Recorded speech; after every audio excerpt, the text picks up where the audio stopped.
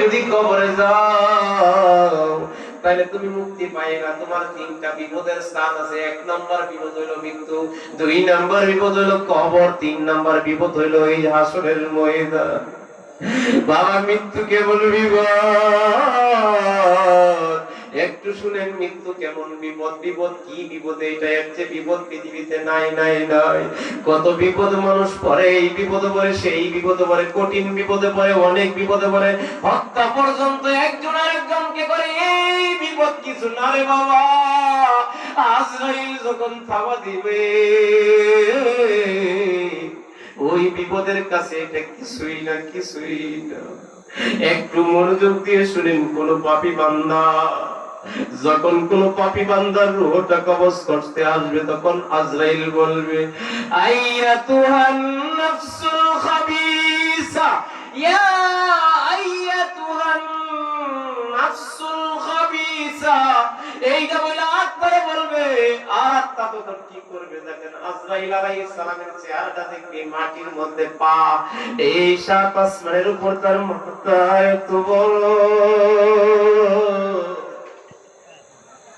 আল্লাহ তাআলা এই দুনিয়াটাকে ইসরাফিল আলাইহিস সালামের সিংহার ফুঁক দিয়ে ধ্বংস করে দিবে।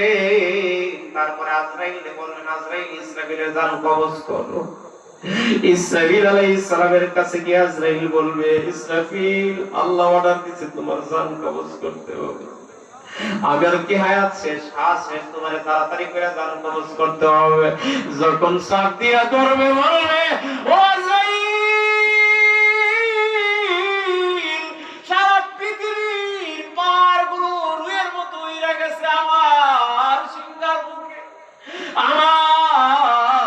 আমাকে আল্লাহ যে পাওয়ার দিয়েছে, শক্তি দিয়েছে, ক্ষমতা দিয়েছে, এই পাওয়ারে ফু দিছি আর রুইয়ের মতো উইরা আসমান জমিন গুলি খান খান হয়ে ভাঙে চুরমার হয়ে গেছে।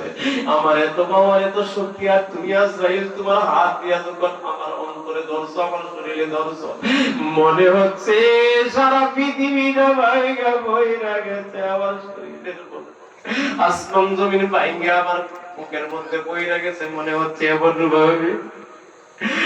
এইভাবে ইসরাফিল আলাইহিস সালাম মিকাইল আলাইহিস সালামের জান কবজ করবে। বলবে, রে ও আজরাইল কি বলো, আমার জান কবজ করবা? আল্লাহ বলছে, অর্ডার দিয়েছে তোমার জান কবজ করব।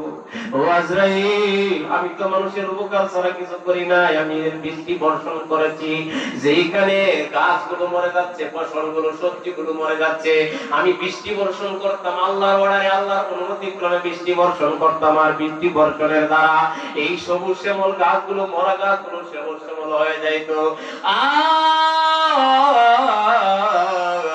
মানুষের রিজিক দিতাম, আমি রিজিক বন্টন করতাম আল্লাহর আদেশে। আমি মানুষের সেবায় নিয়োজিত থাকতাম। আমাকে এখন জান কবজ করব, করব, করব। আল্লাহ একটু সময় দেওয়া যায় না? না না, আল্লাহর অর্ডার, এখনই তোমার জান কবজ করতে হবে। চাপা চাপ দিয়ে করবে। ওই যে মিকাইল আলাইহিস সালাম কি বলবে জানেন? আজরাইল গো, জানতাম আমার অনেক শক্তি, আমার অনেক পাওয়ার আল্লাহ দিছিল। আমি এই বৃষ্টি বর্ষণ করতাম, আল্লাহ দিছিল পাওয়ার। আমি খাদ্য বন্টন করতাম, মানুষের সেবায় নিয়োজিত ছিলাম, আমার অনেক পাওয়ার ছিল, অনেক শক্তি ছিল। কিন্তু তুমি যখন হাত পারছো আজরাইল, মনে হইল আসমান জমিন ভেঙে পড়ে গেছে, কানকার হয়ে গেছে আমার শরীর। সর্বশেষ 3 নাম্বার আল্লাহ বললেন, জিবরাইলের জান কবজ করো। জিবরাইল আলাইহিস সালামের কাছে যাইবো। আজরাইল মালাকুল মউত, মালাকুল মউত কি আজরাইল গিয়া জিবরাইল আলাইহিস সালামকে বলবে, জিবরাইল তুমি ছিলা সেই ফেরেশতাদের সর্দার ফেরেশতা, শ্রেষ্ঠ ফেরেশতা, আমার উপর তুমি ছিলা। ও জিবরাইল, এখন তোমার জান আমি কবজ করব, আল্লাহ অর্ডার দিয়েছেন। জিবরাইল আলাইহিস সালাম বলবে, ও আজরাইল একটু সময় কি আমাকে দেওয়া যায় না? না না, আল্লাহ অর্ডার দিয়েছেন, আর সময় দেওয়ার কোনো সুযোগ নাই। নাই না, কোনো সুযোগ নাই। এত পাওয়ার ছিল, 600 পাকা ছিল আজরাইল জিবরাইল আলাইহিস সালামের। জিবরাইল আলাইহিস সালামের কত পাওয়ার ছিল একটু উদাহরণ দিয়ে বোঝাই দেই। ইউসুফ আলাইহিস সালামকে যখন তার 9 ভাই 10 ভাই মিলা কুয়ার মধ্যে ফালাই দিছিল, ওই ফালাই দিছিল, যখন ফালাই